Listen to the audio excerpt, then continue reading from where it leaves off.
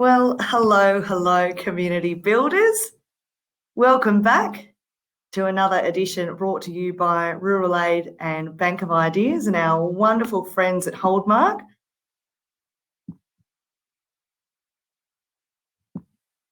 Hello, Stephen. Great to have you on board. Now, as you're joining in, jump on the chat and say hi to us. And while everyone's joining, I am going to tell you a little bit about our wonderful sponsors for this year. We've got Holdmark have joined us, and they're all about building communities, and that's why they've come on board with Community Builders. They build communities in Sydney, particularly. They're a privately owned property development, construction and investment company that were founded over 25 years ago. And we're just delighted that they've gotten behind this initiative this year because it allows us to bring wonderful stories to you from all over Australia. So lovely to have you on board, and welcome everyone. Great to see you here. Who have we got here? Ontario, Canada. Stuart, great to see you. Andrew from East Gippsland. Margaret from West Wyalong. Robin from Nebo. Fantastic. We're covering all the pockets of Australia and beyond. Now, Adam from Carnamah. Where is that? I'm embarrassed to tell you I don't know. Melanie from Murrumbidgee Shire. Monbulk. Sarah, where's that? Western Australia. Good to see, Adam. Oh, look, wonderful to have you all on board. And we've got a real treat for you today. A couple of great storytellers from Victoria, and we're going to have a wonderful time getting to know them. Look, if we haven't met before, my name's Lindsay Douglas. I'm with Rural Aid, and you'll have to excuse me. I'm in transit at the moment. I've just gone from Sydney to Brisbane. I'm about to jump in a car and drive to the Darling Downs to a beautiful little town called Pittsworth. And go and be part of their agricultural show for the next 2 days. So I can't wait to see how that goes. I've never been to their show before. In fact, I've never been to Pittsworth before. As you'll all see, we've got the fabulous little chat section on the side of the screen, and you can chat away and ask questions, and I'll put polls in there, and I'll put little things you can download throughout that'll really enhance your journey with us on this Community Builders episode and this live chat today. We've got a little bit of a trend we're starting each episode now, and that is, if you're joining us for the first time, go down to the little emoji section in the chat box and put up a smiley face. If you're back, which plenty of you are, and you've been to one of these before, give us a thumbs up instead. We're just interested to see what sort of mix we have. Just lovely to be here with you today, though. And as you'll know if you've been here before, these webinars are all about connecting Australia, because we know, and people beyond, I should say, that community builders like you who give up their time to make their communities hum and make their towns come to life and overcome adversity and come up with new ideas and innovate and collaborate, you're actually a unique bunch. And because of the disparate geography here in Australia and around the world, we don't often get together and share our ideas and share how we've overcome challenges and our successes and what's worked and what hasn't. So this is our platform to do it. These are our live chats to get together and inspire each other and deal with some of the big challenges we're facing. This is our fourth series, and one of the key themes throughout is overcoming adversity. So it's population decline, the impact of drought, when industry comes and goes, when infrastructure changes, all the sorts of challenges that destabilise the fabric and the economy of a small community. So we want to talk about great ideas and successful tales of creativity, collaboration, and using your community assets to build stronger futures. So every single one of you is a community builder, and we're so delighted to be here with you today. We wish to acknowledge the traditional owners Australia-wide for their continuous connection to land. We pay our respects to elders past, present and emerging. And this presentation is being recorded. So if you feel like you can't keep up with Peter Kenyon's 1,000 ideas in 15 minutes, that's okay. We record it for you, we turn it into a case study, and we do put it on the website. We're getting quicker and quicker at doing that. And if you're not part of our Facebook group, I will pop up a link in just a moment so that you can join in, because that's a great way for us to connect outside of this 1 hour once a week where we get to share ideas. This particular, this particular series, we've been focusing on reinvention of small towns, and we've looked at the way murals do that, and We've looked at the way communities do that when they're 7 hours apart in one shire and have less than 700 people living there. We're going to be talking about how country shows can contribute to the reinvention of small towns. But today's topic is ignoring the remote label with enterprise. So the reinvention of a small town, ignoring the remote label with enterprise.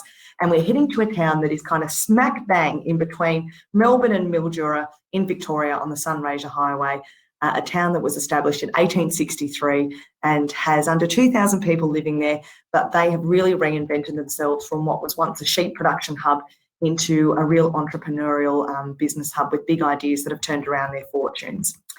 Now, if you have been here before, this next person hold on, Margaret's asked me a question. Margaret has said, how can I give someone a way to join this series? I'm going to send you a link. It's the same link you've joined to up, Margaret, and the way you've joined up, you can send to anyone. We're capped at 500 people and we're pretty close now, but you're welcome to share them around with anyone at all. And great to see people from Mundubbera and Hewington here, lovely little towns, joining on. But we always start these sessions with a bit of storytelling and inspiration and a flurry of examples from the brilliant brain that is Peter Kenyon from Bank of Ideas, who over 35 years has helped over 2,000 communities with their community building, finding their community assets and having long-lasting improvements to their small towns. Now, Peter Kenyon, you join me from a different location every week. Where are you joining from this week? Look, I'm sitting on the beach in the town of Geraldton in the midwest of WA. I've just spent the last 3 days up here working in an amazing community called Sporting, and it's just good to always be back here in the Midwest. And boy, Lindsay, it's good to be around this topic today, this how do we get beyond this remote label with enterprise and so on. And as we thought about it, I remembered being in a place in Nebraska, coming across the statue of a very famous rural Nebraskan called William Jennings Bryan. And he put it very well, I thought, when he said, and it appears on his statue, destiny is not a matter of chance. It's a matter of choice. It's not something to be waited for, but rather something to be achieved. And to me, I think that's one of the great quotes that capture what I think community builders and people who care about their community are really kind of like on about today. The kick-off, again, can I give you just a great little story? And it's the story of Gus Williams. I don't know how many have been to this great little Queensland pub up there called the Warrell Creek. Population, I'm not sure, but it's probably under 100. And what I love is this guy's created his own pub. And what I love about this pub, it's Bring Your Own. It's a Bring Your Own pub. The pub had closed down. There was no drinking hole in the town. And so Gus basically opened up his lounge room and kind of like created a pub out of that. And obviously not having a license, what he simply does is advertises BYO, you bring your own. And again, to me, it's just a great example of how people in rural communities are thinking outside the box. In fact, getting rid of the box in terms of it. When it comes to this thing about though towns kind of like playing around with the enterprise area, you know, a healthy economy needs a healthy community definitely needs a healthy economy. And to me, I think there are 4 essential, what I call community economic development practices that all of our towns need to focus on. One is we need to pursue a diversified, local controlled, and those words local controlled, I think important, economic and employment base. And today, our story of Donald is a great example of where local people said, you know what, we are going to take control of our future. And when you hear the stories that are coming out of Donald, it's amazing. Secondly, it's important that communities create what we call this entrepreneurial development ecosystem. How do we wrap around people who've got good ideas, that information, that access to workspace, that access to people who can actually help them? That's what we refer to as this entrepreneurial development ecosystem that can really help a person with a good idea take that into fruition. And we're going to hear about some of those stories today. And Donald was one of the first places that actually created that type of approach. The third thing is obviously how do we promote buy local? And then finally, how do we really foster best practice amongst our businesses? How do we focus on the businesses we've already got and help them to get the tills ringing better? How do we help them to improve their productivity? And so to me, these are the 4 key things that we really need to focus upon.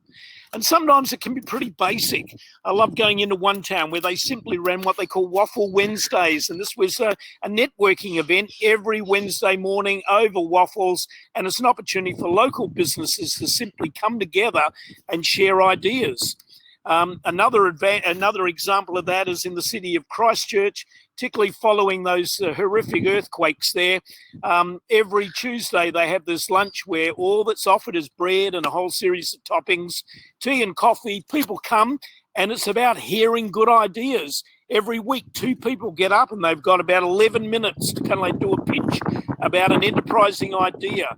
And then the rest of the hour is taken up with others in the audience, giving them feedback, giving them ideas. If you talk to so-and-so, are you aware that Joanne is doing something similar? The other thing they've recently started up is the Startup Breakfast, which is really about bringing people together who are thinking about starting up their businesses and starting to kind of like network with each other. You know, you don't need to be a town as big as Christchurch. You can be a small place to kind of like put in place something like that networking type experience. One of my favourite towns is a place called Deans Marsh. It's in the hinterland there, out of Lorne in Victoria. And again, I was there, just prior to COVID hitting, and boy, the place is full of people there doing enterprising things. Have a look at that kind of like little kind of like general store that someone's established at the end of their driveway, and all they do is put in every day different products. It might be a couple of antiques, it might be the eggs, but it's called kind of like the local kind of like shop. And again, it's amazing how people use it. And on the left, you've got an amazing example where the local general store there had a storeroom. A woman came into town. She actually had a bit of a background in the baking industry, but that wasn't what she wanted to focus her time on. She wanted to get into the arts, but you know what? She needed income. And 2 days a week, she produces boutique bread within this kind of like tiny space that she's created as her instant kind of like oven. And those 200 loaves of bread are then sold locally around a couple of the local general stores. And it's enough to give her the income to do what she's on about. But how did it happen? You know, the general store saw the opportunity of converting an unused space into something, and they developed that. And again, to me, it's just great examples of people being adaptive, kind of like taking an idea and doing something with it. Another one of my favourite towns is that great Queensland town of Monto.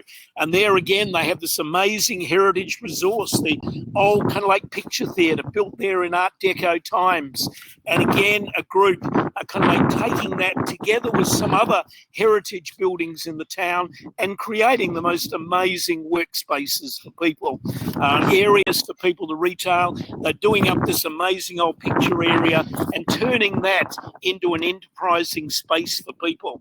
Have a look at one of the openings of one of their kind of like art exhibitions and whatever. You know, just amazing how people are simply saying, you know, these heritage buildings, this main street, we don't have empty shops, we have unused workspaces, and people are starting to do things with that. The use of containers, I reckon that's an idea that we've got to see a lot more, particularly in the remote communities. Boy, you can take a container and you can do anything, as you can see from these two. One's kind of like a cafe, the other's a pub. Both of them operating kind of like within kind of like rural communities.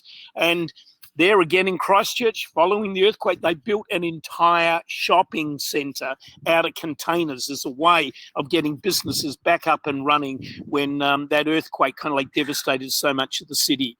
You know, again, these are a resource that I think many of our rural towns are beginning to see are a really easy and quick way to get people into enterprise. And then the use of co-ops. You know, as a country, we've had known those co-ops back in the latter part of the 19th century and whatever. And basically, the co-op movement is one of those things that are really have been used effectively across. And even today, people are beginning to see that in our rural communities, we can again use that kind of like whole model to get things going. Yakandanda, I always love the story there, where the hardware store, the petrol station closed down, but local people used the co-op concept to kind of like reopen kind of like that as a community enterprise. And then probably one of the most favourite is simply the co-op in the heart of the Barossa. And again, the way that that's been part of that landscape for so long in terms of getting people focused on having those local kind of like services and products. I love one of the things that recently came out of this, and it was this concept called sticky money that they use. The whole thing about just saying to people, support your local community enterprises, and guess what? 76% of that value that's generated kind of like circulates and whatever. And again, just an effective way of getting people into that buy local. But again, the co-ops are kind of like birthing. The number of communities where the pubs close down and no one's going to buy it, so the town and community residents form a co-op to do that. The general store, we got examples all over rural Australia, some great examples of how rural towns are using that as a way forward. And in the town of Noanga up down there in the great southern of WA, they've created a co-op. It's called GMP 360. And it's about getting people in the town to become a shareholder in the co-op, to begin to create infrastructure that will actually breed kind of like businesses and so on. I love particularly their vision to help to build a strong and vibrant atmosphere in terms of through incubating, nurturing and supporting some sustainable new business. And that community currently are raising $600,000 to create this kind of like community co-op that's going to kind of like foster and keep kind of like local businesses and bring people. Have a look at the launch meeting. Have a look how many people in a small town of under 1,000 people turned up and are willing to commit their time and above all their finances in making something like that happen. We got some amazing examples of co-ops starting to happen across the country. And can I give you one from a small British Columbia small town, place called Powell River? Let me introduce a friend of mine, Steve Brooks, a local boy, comes back to the town. This is an old paper mill town. The paper mill's closing down. This is a town that's got to reinvent itself. And Steve has kind of like led the way. He's taken what used to be the old kind of like department building in the town, had been derelict, I don't know, for at least 15 years. And what he's done is turn that into kind of like this most enterprising space that's both supporting local people with a good idea, but also it's bringing people from outside the town to want to come. And the range of businesses that those spaces have kind of like now enabled to kind of like provide a facility for. Have a look at these, and I love them. They're just called cupboard businesses. And this is where you can have a business in a cupboard and you can open it on the weekend if that's all you want to do. And again, a whole pile of local people. What a way to get people thinking about enterprise using a cupboard business and so on. This is also has a climbing wall built into it. This is a place where also, have a look at the entertainers, where local people can actually practice kind of like their music skills and whatever. This is not just an enterprise space in the commercial sense. This is also a community enterprise and providing it. And in the heart of it, they've set up this amazing kind of like IT training centre for local young people, all within a derelict building that Steve kind of like had the vision for and said, you know what, we can actually create a future here. And one of the guys that we got to acknowledge, and he had influence in towns, including our story about Donald that we're about to hear, is this guy called Ernesto Ciroli, and some of you had heard. Now, I love his quote. In every community, no matter kind of like how small, remote or depressed, there is somebody who is scribbling figures on a kitchen table.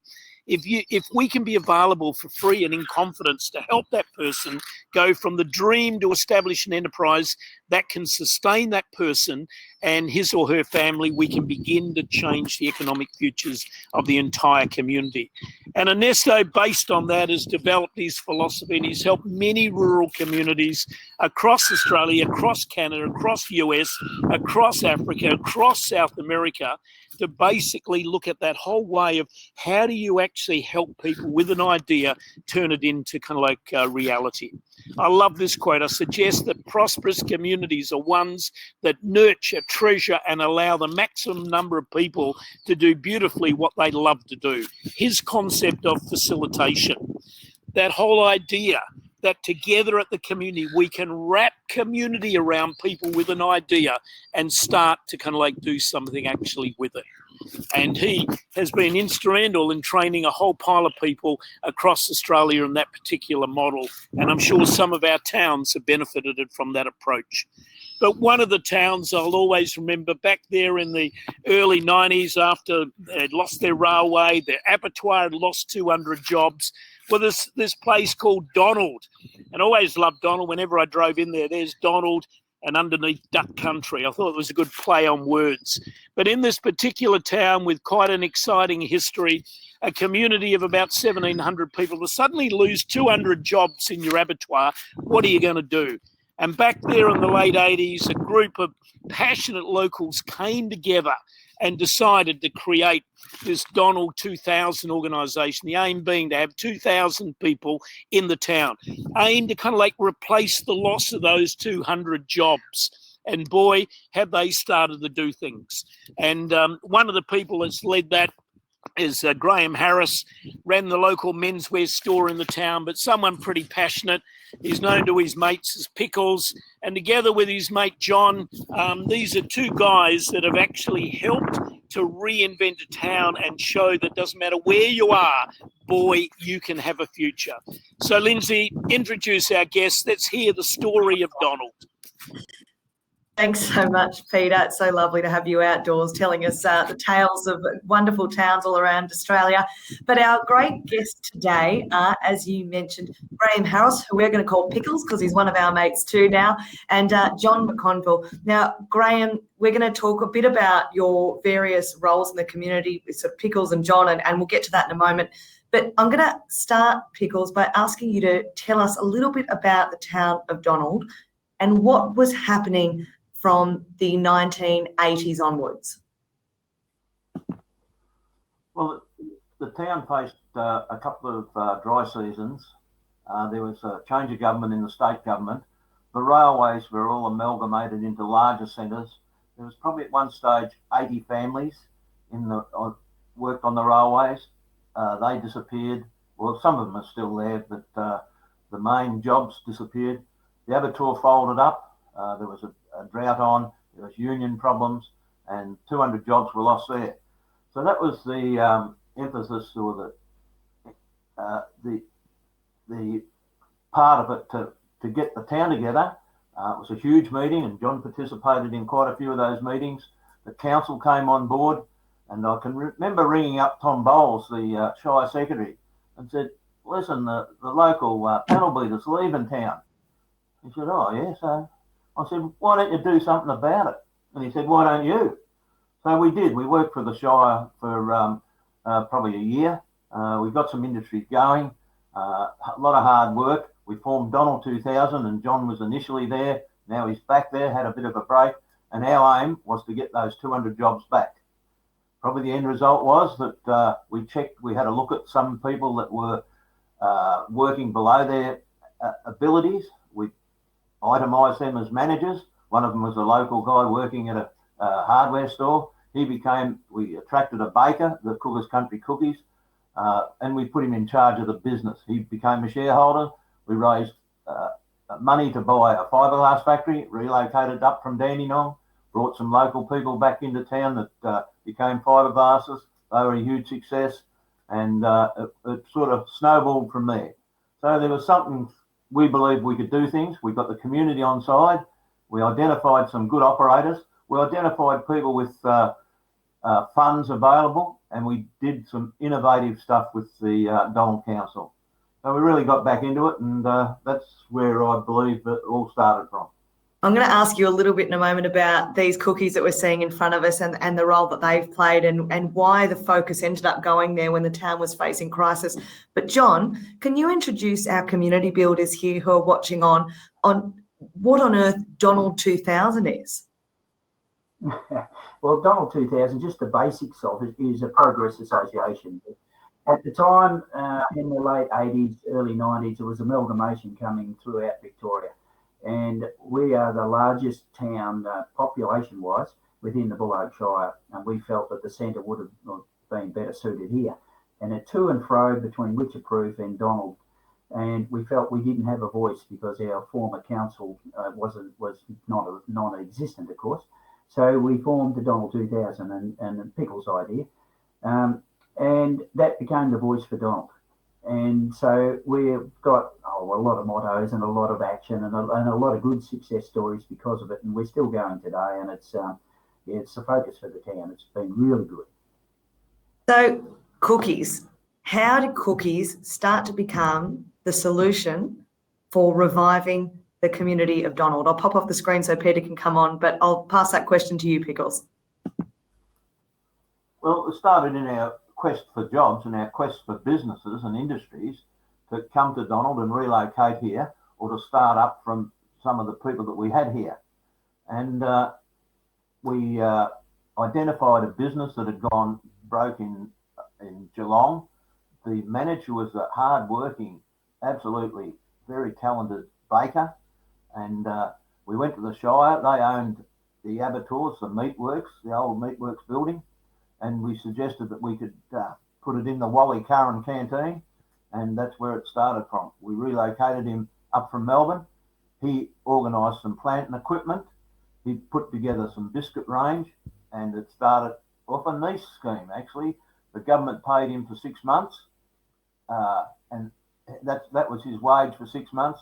And since then, it's developed into employing about 25 people. They're building a new factory in Donald, and John's got the contract to build it, and we hope it just goes from strength to strength.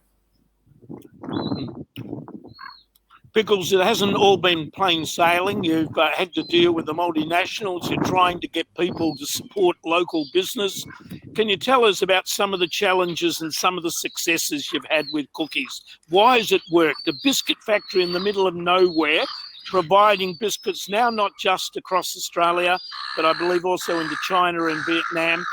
Why did it work, and what are some of the challenges you faced? Well, it's supposed to get our skill level up with our local people, recruit local people into the jobs under the guidance of a very skilled baker. A couple of the multinationals, every now and then they'd delete us from the shelves. We'd fight back, and we'd get the community, the whole of Australia would come behind us, and we'd have a session where they really fired into Woolworths and some of those people. And out of that, Woolworths realised that they had to support the local, the smaller manufacturers that was producing a good product, and they used to put us right on the bottom shelf. And you know, we've had an old lady just write to Woolworths and said, I just can't reach the bottom shelf. So they put them on the top shelf. Now she said, right, she had to write again and said, I can't reach the top shelf. So we got up at eyesight level, and they responded to some of our requests. We work with the major supermarkets, but our strength has been with the local the IGAs and the Richies and the strong, the stronger small supermarkets. Yeah. I love the way you mobilise the community around it, and I love this particular photo. People taking and eating kind of like cookies everywhere and whatever. How important is it to get the community in, wrapping the community around these initiatives and getting people's buy-in? Absolutely vital. And Kelvin Clark, the manager up there from the beginning, and then he finished up there, and other managers were brought in. He said the town of 1,700 people, he really believed he had 1,700 salesmen there, and they were all promoting the biscuit throughout. And the kids that had gone away to school and that, they all remembered their cookers, and the mothers would be sending them down boxes of that. And they sent them, some of our younger people joined the Defence Forces, and we'd be sending them overseas at their request. A couple of great stories come out of that. But really, we've the place wanted, a couple of the directors came from Ballarat, and they wanted to relocate the business in Ballarat. So we went around the town, and we had to raise $400,000 to buy them out. So it took us probably 2 weeks. We raised our $400,000, and now it's totally local ownership. And from totally within probably 20k, so we call them local.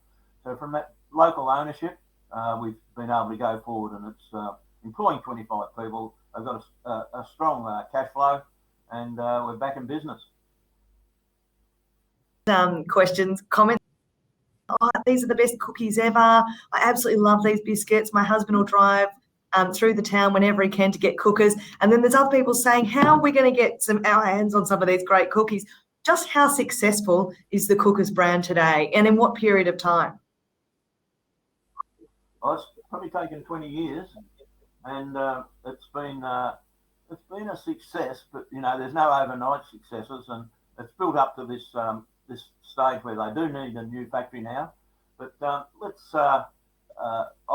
I'm certainly welcome that anybody can ring me, and we'll put them onto a distributor, or we'll put them onto a business that's that is. I'm on 10% anyway of the sales, so we'll put them onto these type of people. That anybody that wants them, we'll make sure they get them, and through your program or through whatever. They are a great product. They haven't varied much over the years. Out of it came from one of our directors, Kookas Natural range, from one of the directors' daughters, Jo Clark's doing that, and we really, it's a sweet biscuit, but we're really taking steps to produce a healthy alternative. I've got a better offer there, Lindsay. If anyone wants them, I'm quite willing to deliver. I'm up for adventures. Yeah. Thanks for that. Listen, Kookas is about to move into the industrial area, and can we just go on to that now as a topic? Right back there in the late 80s, when the town was really facing multiple challenges, one of the first things you did was to purchase this farmland on the town boundary and turn it into an industrial area. Can you tell us, why did you do that? What difference has that made? And why is it important for towns to invest in it? Tell us the story about your industrial park. Well, yeah, there was 300 acres available on the right on the edge of the town, well serviced, with a water main going through the property, three-phase power. And so the council took the huge step of purchasing the 300 acres. That then we subdivided it up as it was needed, and we actually were able to finance some of the sheds to be built on it. Donald Steele was the first shed there, and they led the way, and they proved that business can operate. John's not just a pretty face, but he employed apprentices, and they've gone out into the world. Actually, Donald Steele was known to be take on the roughest and toughest kids in town. And at one stage, John McCombel was a bit worried. Every Monday morning, the police car would pull up in front of Donald Steele. He'd go out to his apprentice, didn't have to go to the police. He said, "Okay, which one of you guys mucked up this weekend?" So he had to go back out there, and but he turned from a small business. He employed a lot of young apprentices over the years, and it's been a highlight of the industrial estate. That developed from shed to shed to shed, and we encouraged a couple of builders to put up speckies. And then the other thing that did work was that our council seen it as their duty to develop. They had businesses come to them. I would like to start a business. Haven't got money to build a shed. They said we would build the shed. We would provide the land. The land was all in council hands. We'd provide the shed and the land on a lease buyback basis. They charged them rent, and they charged them lease buyback. The money, some of the leases paid off the building and the land. We found that never had a failure there, because we always kept control of the title till they paid it out. But we found the businesses, after a couple of years, the business started to get cash value. They used to get some cash behind them, and they'd come back us to the council. They want to do something extra in their business, and would we sell the land? And then they'd go to the bank, and the bank would take over the payments. So really, out of the 8 or 10 sheds we built, we never lost on them. We had a few failures in business, but that's okay. But we still held the title, and I always maintained, even if you put the water on, or you put the power on to a block of land, that was some way to helping the next person in to develop that land into a business. So much more than an industrial park. It's an entrepreneurial hub, and with that sort of incubator of people that can rent sheds from you, you've fostered a sense in the community that people can give their idea a go or give their business a go. There's another element that I thought was quite interesting in the industrial park too, and that's your agricultural rural paddock. Can you tell me a bit about that? Well, what Pickles is talking about was a paddock on the edge of town, which has been turned into the industrial estate. So that now is the jewel in the crown for Donald and possibly the Buloke Shire, mind you. So from us starting in 1988 as the first fabrication place, we've had a hand in over, I think it's probably 80 or 90 new businesses along there that employs over 200 people. And one feeds off the other. And that's the thing that we're really happy about. So when you, as an example, we've got an auto electrician down the road. So if we need anything, we go down there, and then he needs steel work done, he comes to us. And so he needs cookers, obviously, he goes to Cookies. And all these things are linked together.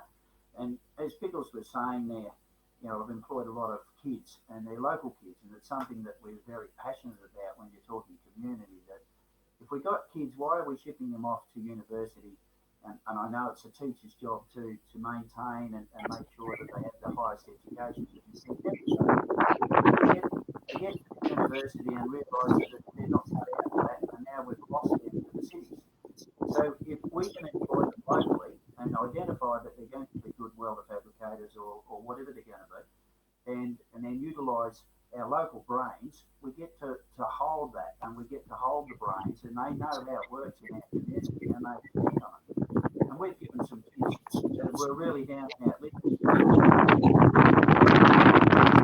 A friend of his says, look, I've got this bloke staying with us, his parents have kicked him out, great kid, and he is now, I think he's overseeing up to 25 people in a welding fabrication place in Ballarat.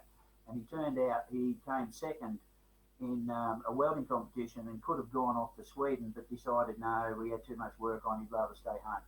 So these are the things that build community. And Peter, when you were talking earlier, you know, you give the kid a start, that's all they need. All they need is a start. Is it to have something like the industrial park to provide that incentive and space for former young people to return back to the town? And I believe, you know, Pickles and John, you've had some great successes with, you know, young people brought up in Donald coming back with an idea and basing it in Donald. Do you want to share about what is it the towns can do, and what have you done to really attract your young people to come back when they're wanting to settle down, they're wanting to create a business, they're wanting to buy a house? What have you done to help them come back, and what role has the industrial park played? Well, the best thing we can do for our youth is for them to realise that it is important that they stick around and have a go. And a lot of these things, I'm going to digress a little bit here, Peter, but through the schools, they have a thing called a community week. So they get all the kids involved, and they might go along to the train park and they'll paint the old steam engine that's on display there, and they might tidy up the train park. And they go around to other areas and they'll paint a bit of a mural, and you know, they take pride in their town. And from that, we find that we haven't got any vandalism. And I believe it's my idea here that I'm thinking that they've taken ownership. They've painted that train, so if someone goes to vandalise it, they say, well, hang on, we've just put a lot of work into that, don't do that. So, you know, they oversee their own town. It's important that they get involved in all the working bees that we have. Again, they take ownership. It's important to see that if we start a bit of an idea and that someone backs us, e.g. the community, and it is a success, it's important that they realise they can do that. And we have the local paper that, you know, every week you've got little Freddie that's in there that's won the sports race or something, or he's done a great job by helping out grandma across the road, and that's really important because they realise that they're part of the community. They're a small tooth in a big cog. So getting back to the business side of things is if they can see us having a go, they can see us fail, but they can also see us succeed, and they realise that they can do it in Donald, they can do it anywhere. And we've had really good blokes go through our workshop now, not in Donald, move on and be big fish in a big pond, and they've made noises that they'd like to come back and finish their days in Donald, and that's happening with the young farmers. They're coming back onto the farm, and it is very exciting, and it's revitalising things. It's got the energy of youth coming back, and we're very happy with that. Married, I'm sort of hearing here between the infrastructure decisions that the likes of Pickles and John and Donald 2000 and the community is making, and the culture that you're creating. And Kirsten's just written a beautiful comment here that says the industrial park is great, but the attitude towards their inhabitants, also the returning ones, is so super. And I think that's just such a beautiful example of sort of build it and they will come, but once they're there, foster this wonderful collegiate atmosphere that, you know, wants to see people stay and succeed. I wanted to ask you about another campaign that I've heard you run in Donald, and that's a real buy local initiative, and apparently it's working quite well. Could you tell us a bit about that, Pickles? Probably I think you're talking about the main one is that the Chamber of Commerce run a large Christmas promotion, and you know they've been up to $10,000. They've even given a car that they give away, and it attracts enormous amount. It keeps loyalty in the town. Over previous times before COVID, they were putting in $250 a business, and it really does create a buy local, and it really creates an atmosphere where if you buy local, there'll be some rewards at the end of it. So that's what it's all about. Just back on the industrial estate, we've had a couple of guys go over to the mines. You know, they're working on their father's farm. They want to raise a bit of capital. They go and work in the mines, and then they come back and start their own engineering business or their own Gary Dunstan and those, and they bring their families back, and they're, you know, and they want the same lifestyle as they had kids. They want the quality of education that we can provide and the healthcare. So all those things have got to feature and got to be kept up to the quality they expect. But they want to come back to the lifestyle that their kids they had as kids. Can do community, Pickles, and I always remember one of the ideas you had at one stage was your own superannuation fund. You want to tell us about that? Yeah, sure. And we've mobilised a lot of that. And my son, we've got 5 people in a super fund. I think we only allowed 4, but we've got 5. And we've built a factory for him, and now employs 50. Well, he was complaining the other day. His accountant had to write out 50 wage bills. But, you know, it's a $1 million a month business. It's Australian Eat Well. It generates, it brings in all these chickpeas and lentils, and it was done from super funds. And the other thing, I see Jumpstart, the industrial estate. The industrial estate got a little bit stale there for a while. So we formed a DID, Donald Industrial Development, and we wanted to jumpstart the industrial estate. So we got 14 shareholders put in $10,000 each, $140,000, and we built a factory there. Now that factory has since been rented to a seed cleaner. No, owned by a rented for a start to a mechanic. He went bad, didn't pay much rent. So we're not too fussy about that. We just move on. We're there for a purpose. We move on to the next guy, and he buys it in there, rents it for a while, then buys it out. Yeah, that's it, being Donald Development, building factories. So that's us. That's our super funds. There's 14 shareholders, and this is the second factory we've built. We've got an offer on the second factory, and we'll build another couple of factories as we go along. We've got one block left owned by the council in the industrial estate. We've got to look at a tradie park, building 5 sheds on that. I would say we'd go to the leading shed builder in Donald. Is that you, John? Yeah, that's John. We think that's John. And we get him to build the 5 sheds as incubator sheds for small business. So anybody that's out there that wants to get involved, wants to start their own business, we've even got local guys come up to us and say, "Hey, Harris, have you got anything going on? I've got a bit of, I've got a bit of lazy money there. I'd rather give it to you blokes and give it to the bank or go to the pub every night." Well, you'd probably see me there if you did that. But if he says, "We've got a bit of spare money, you got anything going?" So I've been able to finance a couple of small businesses out of their super funds. And that's what super funds are for. And my super fund, it came from a local area. My aim or the proposal or the whatever the accountants call it, the aim is to put money back into the same area that the super fund was funded from. So they supported us in the clothing store. We had a reasonable size super fund, and that aim was to put the money back into the area that it came from.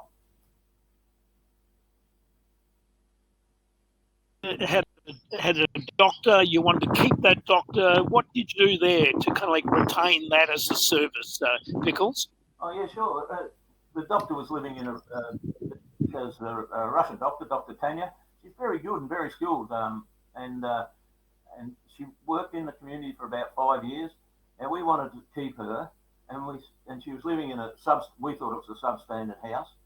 We went to a builder and said, hey, we want to build a house. We went to the community and said, this doctor will move on. So we let the doctor and her practice manager, which is a guy, another Russian, and we went to them and said, listen, we want you to have a better house than what you've got. We've got them involved in designing the house. We've got the builder involved in building the house, and we got the community involved in funding the house.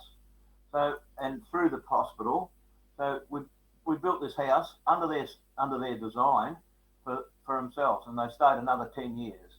Not only that, there was a side benefit, but her daughter married my son, so that's I've got a Russian daughter-in-law, so that's pretty good. We'll do anything, Peter, to keep them here, but the story of getting the doctor is a ripper story that Pickles and myself and Kelvin Clark had gone down to Melbourne to talk to a bloke about a fat rendering plant being moved up to Donald. And so we all swap cards as we do, and we start talking. So Pickles is talking to the manager, and I'm talking to the overseer, and Kelvin's talking to someone else. And so I'm talking to Nat, the husband of our then-to-be doctor. And he said that his wife's Russian and just become a doctor, and I pricked my ears up because we were about to lose our local doctor. So anyway, the day was done. We're coming back from Melbourne, and we're gas bagging and carrying on. And I think that time I got pulled up by the police, speeding out of town. Unfortunately, it was our local lad, so we let him go. And anyway, we got back, and it didn't look like we were going to get the rendering plant, but I said we've got to pursue this doctor. And so from that, we ended up with Dr. Tanya. We didn't get a rendering plant, but we got a doctor, and then Pickles has got a daughter-in-law and some new mates. So it's been fantastic.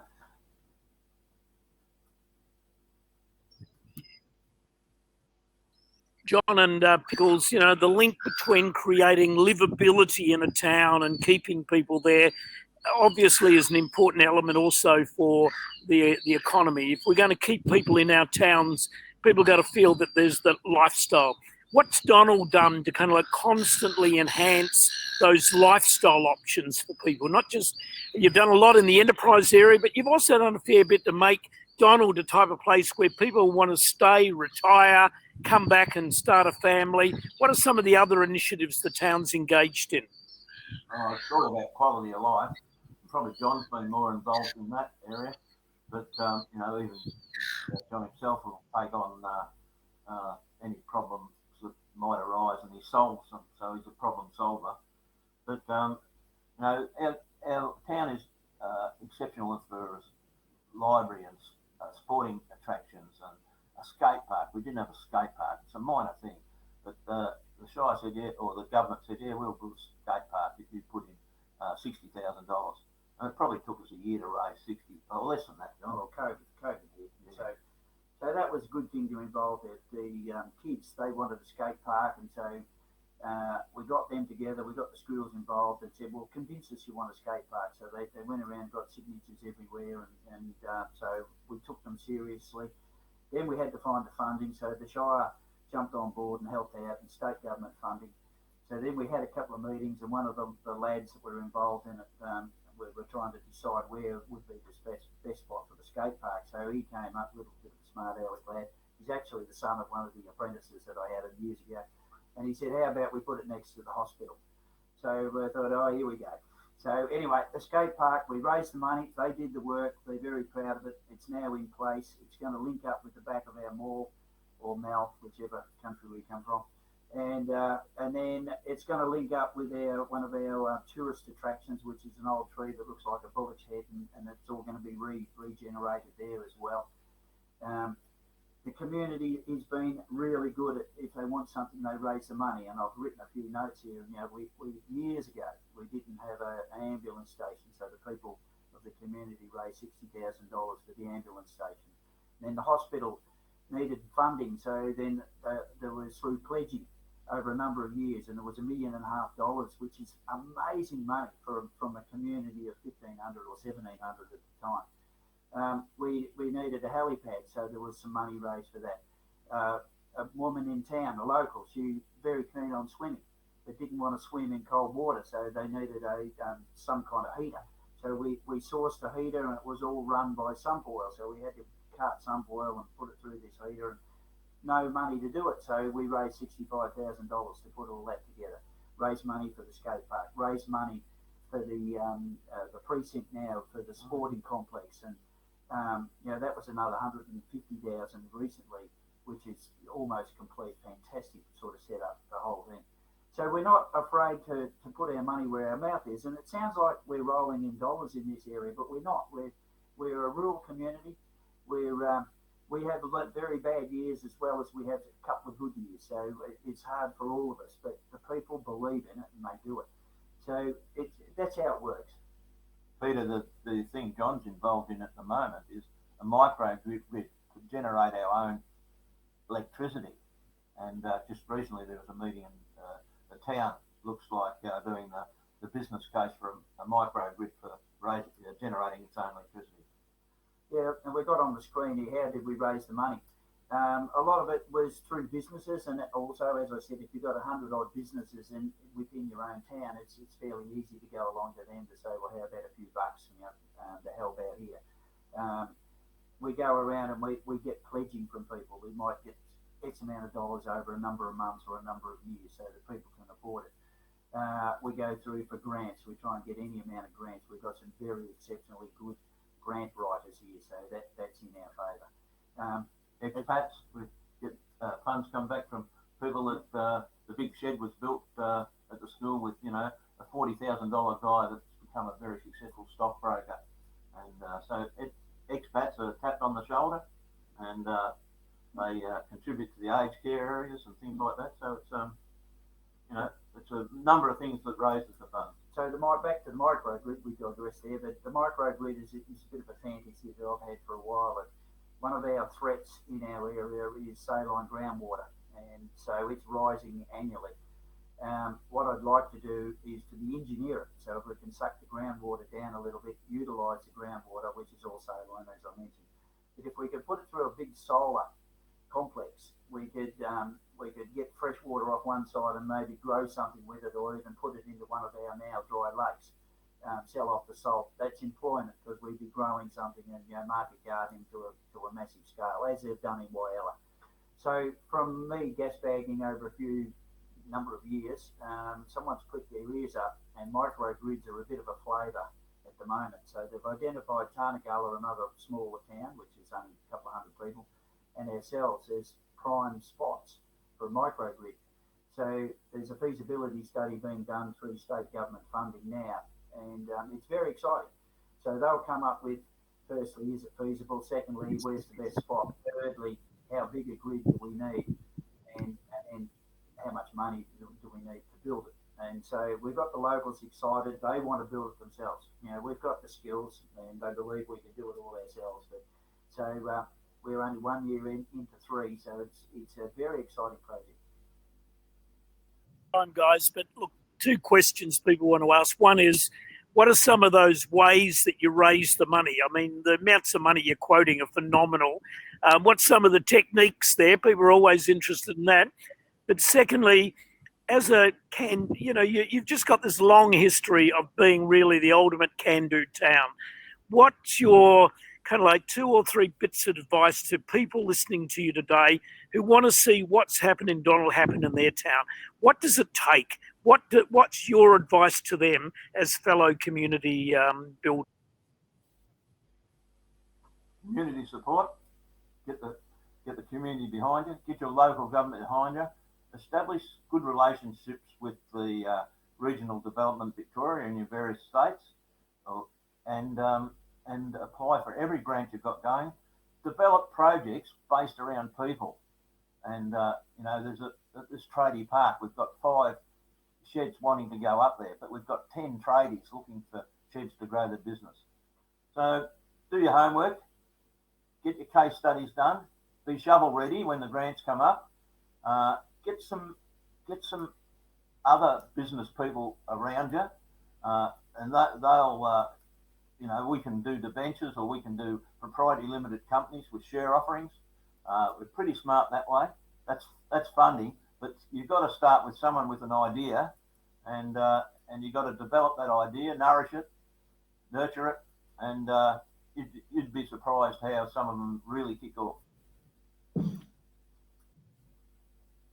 Fantastic session today, and to finish on that note of something Peter talks about a lot, which is our community assets aren't limited to our history and the beauty of our towns. They're also the brains that we have sitting in our communities that are ready to go, and the business skills and the acumen and the talent and the ideas that people have, and the opportunity that arises out of that. Look, before we let you go, we have a very simple tradition here at Community Builders where, because we're not in a normal conference room with you in person, we can't applaud you and show you our appreciation. We do have emojis. So we get everyone to pop an emoji about how they feel about your session, and we've got hearts coming up and claps and more claps and more claps and more claps, and I'll even give you, we've got Alice giving one of the cheer kind of poppers. So that's our Community Builders team here telling you what a great session they've enjoyed with you today. So thank you so much for telling us the story of Donald. It's a pleasure. Anybody that'd like to visit or buy product out of Men's Land, the main men's wear store in town, no, we'll show them around town. It might cost them a cup of coffee or a beer that night. But we'll show them around town what goes on, and we make everybody most welcome. I'm not too sure about Kenyon if we want him back, but he gets too many ideas and confuses. Thanks, Pickles. Thanks, John. Look, just before I hand back to you, Lindsay, two great books that I really recommend people think about. One's just come out, Kerry Anderson. I'm sure you guys and Donald know about her. A local woman who's written about lots of enterprising stories, particularly across Victoria. Her new book called Australian Rural Entrepreneurs has just been published, well worth getting.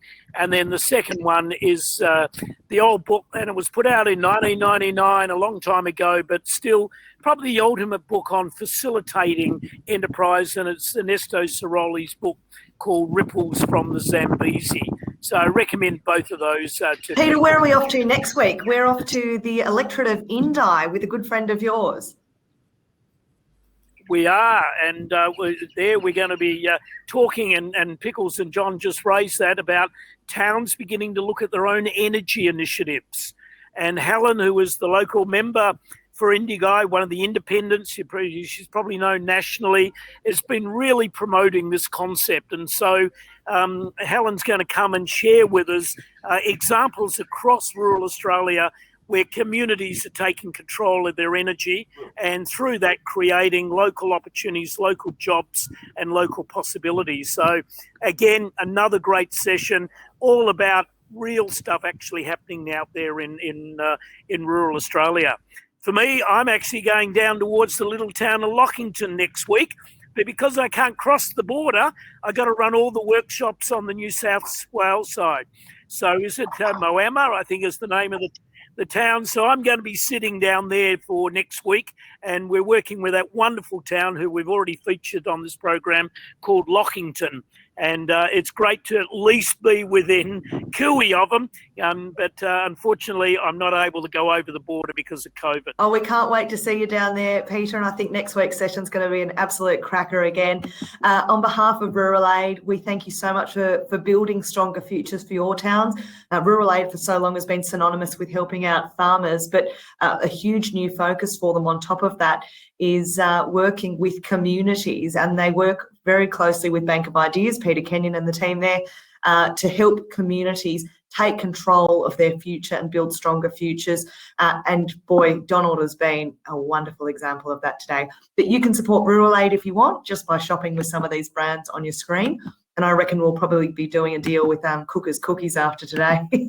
I'm not quite sure how we're going to take all of your orders for cookies, but I think we'll figure it out. We'll maybe put it on the Facebook group or shoot around an email, because Pickles has said he takes a 10% commission, but John's told us he's going to personally deliver them. So for the people in the US, that might be a little while till you get your cookies.